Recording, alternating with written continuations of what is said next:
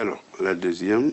Oui, le roi, eh bien justement, nous allons parler de Macky Sall. Est-ce que vous avez, voilà, vous faites son le relais, donc Paris, France, Sénégal, vous préférez même profiter du Sénégal. Alors, quelle est la politique? Comment vivez-vous? Moi, j'ai entendu que c'est très difficile en ce moment, économiquement, socialement, au Sénégal. C'est vrai que votre invitation a quelque chose de piège. Je ne prends jamais de position politique. Je ne mélange pas les deux. Je vais vous expliquer. Dans mon travail d'anthropologue, j'ai eu très mal pour Cheikh Anta Diop, un homme brillant, un chercheur excellent, mais qui a été mis en quarantaine par une bonne partie du milieu scientifique. J'ai voulu savoir pourquoi, puisqu'il y a des non-dits. Ça, c'est très propre à la civilisation occidentale. J'ai eu à discuter avec deux grandes figures.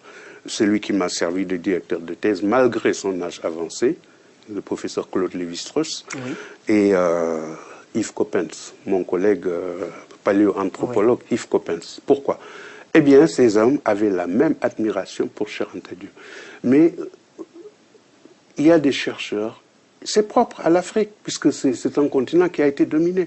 Cheikh Anta Diop ne pouvait peut-être pas faire autrement, c'est-à-dire mélanger recherche scientifique et idéologie. Ou même certains diront, et activisme politique. Parce qu'on part du principe que les deux ne font pas bon ménage. Voilà pourquoi jusqu'ici j'évite personnellement de me lancer dans cette voie.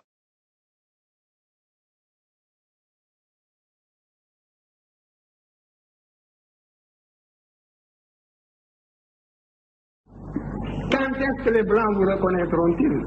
Parce que la vérité sonne blanche. C'est cela. Mais c'est dangereux ce que vous dites.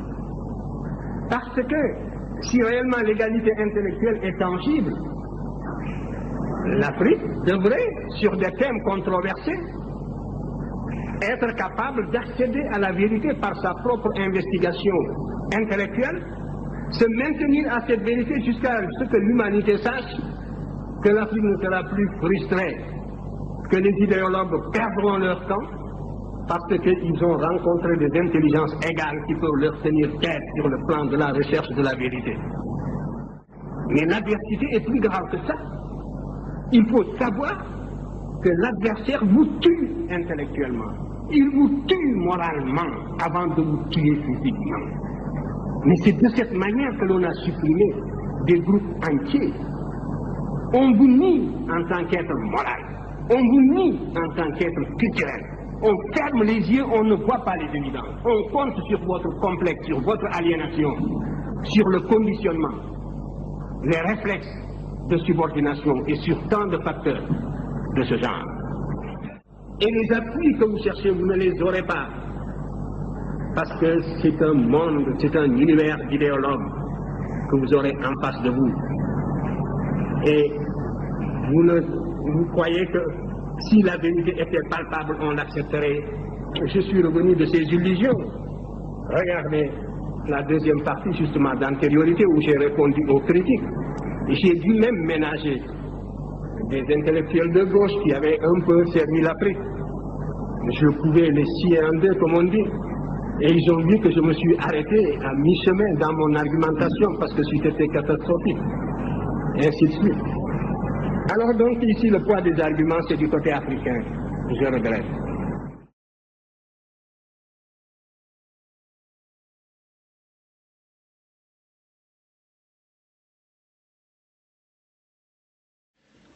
On a eu un débat. Les Noirs charbon comme nous, là, il n'y avait que moi et Cheikh Anta Diop. Plus un Soudanais, Abdallah. Alors, c'était un peu épique au début. Enfin, je donne une anecdote, puis je vais le résumer. Dès le départ, Cheikh a posé le problème que en Égypte, le mot pour noir, c'est Kemet, c'est noir. Et Abdallah, égyptologue du Soudan, a contesté. Il a dit que non, c'est pas comme ça. Alors moi qui sommeillais un peu, parce que le café n'était pas encore l'heure du café, on se réveille, j'ai dit, qu'est-ce que ça devient chaud cette affaire-là. Mais j'ai dit, ah, lui l'égyptologue aussi, tout le monde, c'est ici, il ne faut pas dire qu'il ne connaît pas. Hein. Si Abdallah dit comme ça, il peut avoir... Est-ce qu'il a raison? J'ai réfléchi. C'était pas possible. Mais pourquoi il dit ça? Apparemment, il a tort. Mais je sais pas. Il ne faut pas dire que tu as tort. Il faut attendre d'abord. Cheikh dit que c'est pas comme ça, Abdallah. Les deux, bon, on est mollo. On a dit un grammairien qui était là, Soneron, connaît la langue, l'égyptien, il a une grammaire égyptienne. Cheikh dit, bon, écoutez, si des gens se trompent sur le mot noir, il y a des choses plus compliquées. Donc, si on s'arrête là, c'est pas la peine. Moi, je sors avec Obengo, on s'en va. Parce que c'est même pas la peine de faire le débat. Déjà, si on se trompe sur le simple mot, oui, il y aura plus compliqué. Donc, c'est pas la peine. Donc, nous demandons au professeur Soneron de trancher ce problème avant de commencer. Sinon, nous, on s'en va. Moi, j'ai dit cette affaire-là. Je me redresse encore sur la chaise parce que c'était par haut alphabet. Le clan Obenga, Naduri, Soneron, nous on était avec... Cheikh était de l'autre côté, là, les Diop, l'Abdallah, etc. J'ai dit, c'est pas possible. Et Soneron était un peu hésitant. Le Cheikh a insisté, il a dit, non, monsieur Soneron, s'il vous plaît, vous devez vous prononcer parmi nous là, vous êtes le grammairien, il faut vous prononcer avant qu'on continue, sinon ça ne sert à rien. Parce qu'il y aura plus difficile qui va venir. Déjà, on ne connaît même pas le mot égyptien pour dire noir. À quoi c'est de s'asseoir ici? Non, je pars. Je retourne à Dakar. Mais Cheikh est radical, il faut des compromis aussi. Non? Bon, Soneron se décide à la fin. Il dit oui, effectivement, quand il y a les nomenclatures des couleurs égyptiennes, Kem rentre dans la catégorie du noir. Enfin, on fait toujours le malin, quoi. C'est noir. Bon, enfin. Il voulait dire que c'est noir. Bon, Cheikh a dit, bon, d'accord, c'est noir, vous voyez bien que... Donc, on peut continuer le débat. J'ai dit, ouf. Et après, j'ai dit à Abdallah, pendant la question, j'ai dit, mais toi, Abdallah, pourquoi tu dis des choses comme ça? Tu sais que c'est faux et tu insistes. Il faut être honnête parce que le débat, c'est pas comme ça. Il a dit non, j'ai dit non. Parce que quand même, tu mets le trouble pour rien. Tu es égyptologue, tu connais. Ici, c'est l'égyptologie. Quand quelqu'un paye, c'est pas... c'est sérieux, il faut être sérieux. Après, chaque fois, il me demande, oh, mais comment va Cheikh? Chaque fois, il me demande, si on se voit dans les conférences intéressantes d'égyptologie, oh, comment va Cheikh? J'ai dit, toi, tu n'es pas sérieux, Abdallah. Enfin, bref, le problème est le suivant. On a discuté le problème. La couleur de la peau des Noirs égyptiens. Est-ce que c'était noir ou blanc? Bon, les témoins oculaires, tels que Hérodote, tels que Aristote, dit que les Égyptiens sont noirs et crépus. Ils ont la peau noire, les cheveux que Mélanchrès est ici, Caille ou Litriquet. C'est-à-dire ils ont la peau noire, la couleur de la peau noire, et les cheveux contournant en tire-bouchon. Quand je prends le cheveu d'un blanc, un seul, je le mets ici. Quand je prends le cheveu d'un noir qui n'a pas défrisé, je le mets ici. Le cheveu du noir est contournant en tire-bouchon comme ça. Le cheveu du blanc est droit. Les nôtres deviennent droits quand les dames vont se défriser. Tu vois? Mais tant que ce n'est pas défrisé, c'est tout comme ça. Contournant au litriquaise. Et c'est ça qu'Hérodote dit. Il a vu les Égyptiens, pas mauvais mais vivants, au marché, au temple, dans la rue, etc. Il le dit. Aristote, qui était là-bas aussi, avec Alexandre, il dit que Agan Mélanès, et ça c'est Bilolo, un Congolais d'ici, qui a étudié ça aussi à fond, qui dit que Agan Mélanès, ils sont excessivement noirs, ils sont très noirs, trop noirs même, Agan Mélanès, parce que vous savez la règle des stoïciens, Meden Agan, pas de trop, pas de choses en trop. C'est Meden Agan, c'est Agan. Pas trop, ne fais pas trop. N'aime pas trop la bouffe. Ne fais rien de trop. Pas trop, n'abuse pas. C'est la règle des stoïciens. Donc le mot Agan, c'est trop. Ils étaient trop noirs, ils sont trop noirs. Bon, ça, qu'est-ce qu'en pensent les réductions actuelles? Que, bon, Cheikh Anta doit faire des coupes de dosage de momie. Hein, pour voir la dosage de la mélanine. Il a amené des échantillons. Il dit, si vous voulez voir, on va au laboratoire, à la fac de biologie ici au Caire, on voit les échantillons. On voit le dosage de la mélanine. Bon, même mieux, Manchester, Liverpool, école de médecine, l'école de Manchester aussi et Liverpool aussi, ils ont pris les mêmes échantillons pour doser la mélanine différente. Et le résultat était le même. Le même échantillon divisé en deux, et les deux ont fait indépendamment, le résultat est le même. It was not brown ou dark, mais black, donc noir. Enfin bref, ça c'est la couleur de la peau. On passe à la langue. Ils disent oui, l'Égypte est en Afrique si vous voulez, c'est pas au Proche-Orient. Bon, si vous voulez, c'était noir comme vous, si vous voulez, mais ne confondez pas race et culture. Ils peuvent être noirs comme vous, mais pas la même culture, parce que la langue qui exprime leur culture, l'Égyptien ancien, cette langue-là n'est pas apparentée à vos langues négro-africaines, mais plutôt apparentée aux langues sémitiques, comme l'acadien, le babylonien, l'hébreu, l'aramaïque, le phénicien, l'arabe, etc., etc., ou le sud-arabique, ou l'éthiopien, le guèze, l'amharique. Donc, mollo, hein, ils sont sur le continent africain. Bon, si vous voulez, ils sont bruns ou noirs comme vous, mais attention, attention, ne faisons pas de confusion. Ils n'ont rien à voir avec vous parce que ce qui compte, c'est la culture. L'expression culturelle n'est pas la même. C'est une langue afro-asiatique. Afro parce qu'elle est en Afrique, asiatique parce que les langues sémitiques sont en Asie. Donc voilà la parenté afro-asiatique. Avant, on appelait ça kamito-sémitique parce que c'est des langues parlées par les descendants de Kam. Et qui a dit ça, c'est Greenberg. Greenberg est qui? C'est un linguiste américain de Stanford. Qu'est-ce qu'est Stanford? C'est la meilleure université, la première au monde dans le classement.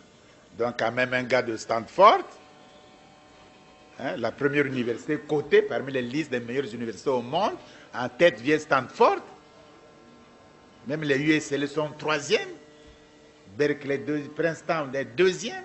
C'est Stanford number one. Lui, il est là-bas, et toi, tu sors du Congo, on ne sait même pas où ça se trouve sur la carte, hein, à Brazzaville, et tu oses attaquer le professeur Joseph Yashwe Greenberg. Be careful, Benga, be careful. Fais un peu attention, quoi, mollo. On aime bien les Africains passionnés, Africa, Malcolm X, Lumumba, ceci. Mais doucement, ici, c'est la science. Doucement. Tu as fait tes preuves, Greenberg, quand même. Ben, enfin, hein, n'attaquons pas pour attaquer. J'ai dit non, je n'attaque pas pour attaquer. Vous qui parlez de Greenberg, vous l'avez lu? Dit, on n'a pas besoin de lire Greenberg, tout ce qu'il fait bien. J'ai dit justement, quelle est cette épistémologie qui dit qu'on ne lit pas ce qu'un tel fait, ce qu'il fait, on ferme les yeux, c'est bien. C'est une mauvaise épistémologie. Moi, j'ai dit, j'ai lu Greenberg. Techniquement, voici ses défauts. Il aligne des vocables égyptiens ou acadiens ou d'autres langues là. Mais j'ai compté. Sur 100 vocabulaires qu'il prend, les mots égyptiens, c'est 74. J'ai compté, 74 mots égyptiens. Et dans ces mots 14 égyptiens, il y a beaucoup de faux. Voilà. Et il y a beaucoup d'absents aussi. Il laisse blanc. Alors, donc, sa documentation est très maigre. Hein? Les données égyptiennes qu'il emploie sont maigres. Un. Deuxièmement, il emploie une méthode qu'il est le seul employé au monde lorsqu'il s'agit de linguistique comparée et historique. Parce qu'avec ça, je n'ai jamais vu ça. Ça n'existe nulle part. Même les livres classiques ne disent pas ça. C'est sa méthode massive. C'est-à-dire, plus j'ai des faits, plus c'est vraisemblable. Or, il n'a pas beaucoup de faits, donc il a moins de vraisemblables du coup. Donc, le fait qu'il amène peu de faits détruit même sa propre manière de faire. Tandis que l'autre méthode, même si j'ai peu de faits, c'est leur analyse qui compte. Lui, Greenberg, il n'analyse pas. Voilà les défauts de sa méthode. Je ne suis pas le seul à le critiquer. Un tel linguiste américain qui n'est pas moins fort, qui est de Chicago, l'a critiqué aussi. Un Hongrois de là-bas aussi l'a critiqué aussi, même plus violemment encore. Bon, voilà. Voilà la critique qu'on peut faire de Greenberg. Mais qu'à cela ne tienne, bon. Il dit oui, mais il y a Eret aussi, un gars de USLA qui a fait ça. UCLA. Alors, ils ont fait comme ceci. C'était un grand débat. Ils m'ont invité à Barcelone. Ils l'ont invité. Et puis ils ont invité un égyptologue aussi de Vienne. Lui, il connaissait un peu le Swahili. Donc ils m'ont mis comme ça au milieu. Eret là et le gars là ici. Il a exposé. Et puis on devait en faire la critique. C'était comme ceci. Le gars là a fait comme ceci. Il a pris, il donne à l'ordinateur 100 mots d'une langue, 100 mots d'une langue, 100 mots d'une langue, 100 mots de l'égyptien, 100 mots. On voit dans le dictionnaire.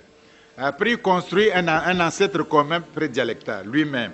Il demande au dictionnaire, puisque je t'ai donné l'ancêtre commun, puisque je t'ai donné 100 mots de chaque langue, pour cet ancêtre commun, ressors-moi les langues qui renvoient à cet ancêtre commun. Je ne sais pas si vous comprenez le truc. Il a fait ça. Bon. Et puis il a laissé trop de blanc dans l'Égyptien. J'ai dit, mais enfin. Bon, moi, ça ne fait rien, c'est le débat. Moi, je vais remplir les vides laissés par votre ordinateur, par vous, même pas par votre ordinateur. Et j'ai dit, bon, pas la peine de parler long, c'est un peu technique. Votre ordinateur a raison. Parce que quand vous dites, donne-moi la racine commune pour ça, l'Égyptien ancien, il met blanc. Donnez-moi, il met blanc. Alors, si j'en remplis le blanc qu'il laisse, vous voyez bien que la parenté ne matche pas avec les langues de votre comparaison. Je lui ai fait la démonstration. Alors, comme ils avaient dit qu'on va tout publier, tous les résultats du débat, on va tout faire, ils avaient mis des femmes là pour faire les vidéos, les films, pour enregistrer. Une dame espagnole bien pimpante devait faire diriger les modérateurs. Bon, ils ont appelé certains noirs contre moi. Ils ont monté je ne savais même pas, ils avaient monté ça. Et quand ils ont publié les actes, ils n'ont même pas dit que j'étais participant. Même pas. Il n'y a même pas mon nom, rien. Bla, ils ont laissé tomber ça. Moi, je les ai appelés après, téléphoné, j'ai dit, mais vous n'êtes pas honnête. J'étais au moins participé à ce colloque. Parce que vous étiez battu, que vous avez dit, oh oui, mais la secrétaire a fait une erreur. J'ai dit, c'est faux. L'erreur de quoi? De ne pas me mentionner comme simple participant, alors que moi j'ai exposé, mon nom était là, non, vous racontez votre vie. Enfin, bref. Cette affaire du colloque du Caire, on est sorti victorieux, vous lisez les résultats du Caire, à tous les points de vue. Race, langue, culture. L'Égyptien ancien, les Sonerons, le clan, tout le monde a dit que c'était comme ça. Les actes sont publiés par l'UNESCO. Mais, comme ils veulent toujours croire qu'ils ont toujours raison, ils ont écrit un livre avec les Fauvel, là, les Vernus, les Africains, je ne sais pas quoi, de l'Égypte aux Amériques, un truc comme ça, là, chez Cartala. Pour canarder chez Diop peut me canarder. Et ils étaient 19 dans leur livre, là. Ils ont vraiment injurié les gens, quoi, qu'on ne vaut rien, que ça ne vaut rien, etc., etc. Et rien, quoi. On fait de les devinettes, qu'il faut la vraie science. Bon. Comme c'est la polémique, j'ai polémiqué pour les autres, là. Mais surtout il y avait 2 égyptologues. Là, je n'ai pas polémiqué. Lui, je l'ai analysé presque point par point ce qu'il raconte. Le résultat que j'ai écrit que lui, il est un menteur scientifique, un menteur. Parce que ce qu'il raconte, nulle part, s'il est capable, il n'a qu'à me donner le texte égyptien qui dit ce qu'il dit. Il a fabriqué ça, et c'est mal fabriqué même. Il n'a qu'à produire, il n'y a pas de texte, il ment. Moi, ce que je dis là, sur ça, ce mot égyptien, voici le texte. Il n'a qu'à aller à Luxor, in situ, à Luxor, à l'entrée, à droite, il y a un colosse assis de Ramsès. Au dos de ce colosse, il y a un texte hiéroglyphique laissé par les Égyptiens eux-mêmes. Il n'a qu'à lire ce texte, c'est ce texte qui est ma référence. Et voilà, c'est ce texte que je traduis, que j'emploie, le mot que j'emploie. Lui, quel est son texte? Il ment, c'est un menteur. Alors, comment un conservateur du Louvre, un égyptologue conservateur du Louvre, il peut mentir? Donc ce gars, non seulement il a une mauvaise foi, mais c'est un gros menteur en plus. Alors, et puis ce qu'il dit, ça n'a ni queue ni tête. Je l'ai ramassé, ils disent oui, Obenga, il est toujours d'une violence raciste. Il est très raciste. Quand l'égyptologue, là, lui, il était superbe. Moi, je ne fais pas comme les autres. Les autres, ça dit chacun, moi, quoi, font, ils jouent, etc. Il a fait comme une récréation, quoi. Je lui ai dit que même un garçon qui a 3 mois ou 3 jours de linguistique ne peut pas faire ce qu'il fait. Il a appris ça où? Alors moi, parce que je le connais. On était étudiants ensemble. Je le connais, c'est un type orgueilleux. Je dis, je vais le ramasser parce que lui après il a dit, voilà, Obenga me ramasse comme s'il ne me connaissait pas. Tu vois? Et sa femme lui a dit, mais ce n'est plus les singes dans la forêt. On n'est plus des singes dans la forêt. Il dit, il faut les respecter. Ce n'est plus des singes. Hein? On les prenait pour des... Ils sont plus singes de la forêt. Ils sont à Paris, au bord de la Seine. C'est pas au bord du Congo. Donc, alors lui, tu sais, je le connais. Il était très superbe, orgueilleux. Il critiquait même les profs. Il se prenait pour né de la cuisse du sphinx ou quoi. Et je l'ai bien ramassé, mais techniquement, il ne pouvait rien faire. Et depuis, il ne peut plus faire ce qu'il blague. C'est techniquement. Alors maintenant, ils sont défaits. Ils gardent, j'ai vu à Abidjan, on voulait me présenter à leur groupe, à une dame de leur groupe là. Bon. Moi, je ne voulais pas arrêter le gars de Côte d'Ivoire, l'Ivoirien. Je ne voulais pas l'arrêter parce que je dis il va faire une erreur. Bon, c'était trop tard. Il dit, professeur, venez, je vais vous présenter à madame Intel. J'allais l'arrêter, mais c'était trop tard. Je dis, bon, alors. Il a dit, bon, madame, je dis, bonjour, madame, mes respects. Et quand on a présenté, il dit, monsieur Obenga, il dit, oh, les racistes, là. Elle a crié, le raciste, là. J'ai dit, mais madame, je ne suis pas raciste. Je ne suis pas raciste, mais voici le problème. C'est que les problèmes africains, dans la mesure du possible, on les défendra sans aucun compromis, d'aucune sorte. Et si vous appelez ça raciste, fanatisme, c'est votre vocabulaire. Mais je ne pourrai jamais faire un compromis. D'autant plus que vous, les africanistes, hein, vous parlez des choses dont vous ignorez. Dans votre groupe, là, il n'y a aucun égyptologue. Il n'y a aucun paléontologue. Il n'y a rien. Pourquoi vous, toujours, vous prenez les gens pour dire, mais oui, vous êtes raciste. Je dis, bon, prenez comme vous voulez. Vous êtes ici venu expliquer les royaumes à Caen, c'est-à-dire les royaumes des Baoulés, là. Les royaumes à Caen. Moi, je me préfère lire les livres écrits par les Ivoiriens. Il y a des historiens parmi eux, que de lire vos chiffons-là, de trucs-là. Je dis, oui, mais Obenga, non seulement il est raciste, mais il est impoli. J'ai dit, mais impoli, c'est moins fort que raciste. Puisque je suis déjà raciste, je peux être impoli. Impoli, c'est moins fort. Puisque, j'ai dit non. Après, j'ai dit, bon, venez, on va à table, on va décider. J'ai dit, non, je ne... C'est bizarre, hein? Tu vois bien qu'ils ont tort, ils ne sont pas sereins, ils ont tort. Donc, voilà, l'Égypte antique, les pharaons, l'Égypte antique, et aujourd'hui, au moment où nous parlons, nous avons une revue qui existe depuis 1992, qui s'appelle Ankh. Vous pouvez regarder online. Il y a une revue. Tous les égyptologues africains, ils écrivent. On a créé un centre d'enseignement d'égyptologie à Paris. Aujourd'hui, c'est un Burkinabé qui prend la langue en charge. L'enfant de Cheikh Anta Diop est là. On a des physiciens nucléaires. L'enfant de Cheikh Anta Diop. On a des mathématiciens, Fouguin, c'est un Camerounais. On a un astrophysicien, c'est un Camerounais. On a un mathématicien qui enseigne les mathématiques à Jussieu, c'est un Togolais. On a un philosophe, égyptologue, c'est un Burkinabé. On a un égyptologue, Lam, de Dakar, et Sal, de Dakar aussi. On a un égyptologue aussi, Sarr, qui est sénégalais, mais comme il est marié à une camerounaise, donc il est au Cameroun, il a suivi sa femme, il enseigne, il écrit. Donc il y a une équipe. Il y a une équipe qui travaille, qui est dynamique. Alors, il faut relancer l'équipe de Kinshasa, que Monseigneur Djibangu voulait lancer effectivement sur le conseil de Cheikh Anta Diop. Moi, j'ai formé les premiers égyptologues noirs américains, techniquement, avec doctorat. C'est moi qui les ai formés. Avant, ils ne savaient pas.